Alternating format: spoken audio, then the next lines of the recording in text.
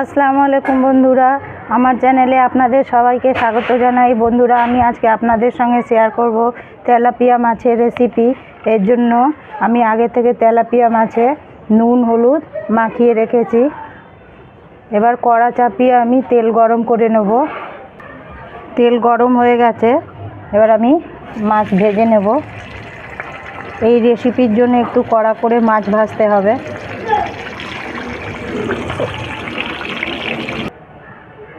মাছ ভাজা হয়ে গেছে, এবার ওই তেলেই দিয়ে দেব দুটো বড় সাইজের পেঁয়াজ, আর তার সাথে 4-5টা কাঁচা লঙ্কা চিড়ে দিয়ে দেব। যে যেরকম ঝাল খাবেন সেই রকম লঙ্কা দেবেন। এবার এই পেঁয়াজের মধ্যেই দিয়ে দেব অল্প একটুখানি লবণ, যাতে পেঁয়াজ নরম হয়ে যায়। দিয়ে এবার পেঁয়াজ আমি খুব ভালো করে লাল করে নেব। পেঁয়াজ লাল হয়ে গেছে, এবার দিয়ে দিচ্ছি আদা রসুন বাটা, দিয়ে দিচ্ছি টমেটো কুচি, দিয়ে এবার এগুলো খুব ভালো করে কষাবো। এর মধ্যেই দিয়ে দেব 1 চামচ জিরে গুঁড়ো,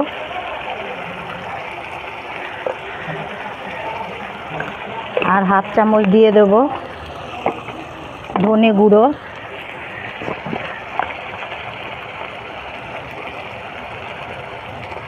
দিয়ে এবার এগুলো একসাথে খুব ভালো করে কষিয়ে নেব।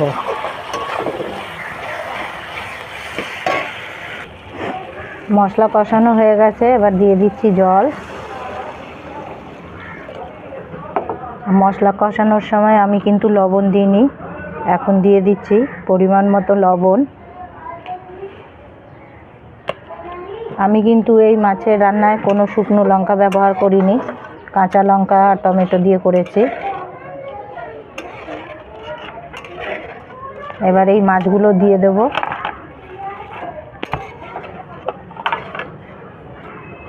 দিয়ে ওপর থেকে ধনেপাতা কুচি দিয়ে দেবো।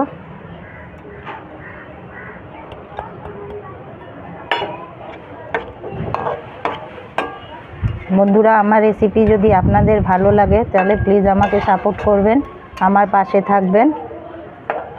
আর আমার রেসিপি ভালো লাগলে লাইক শেয়ার কমেন্ট করতে ভুলবেন না। এবার আমি 5 মিনিটের জন্য ঢেকে দেব।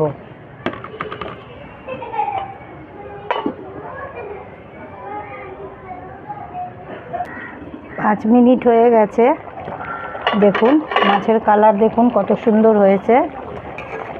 এই দেখুন,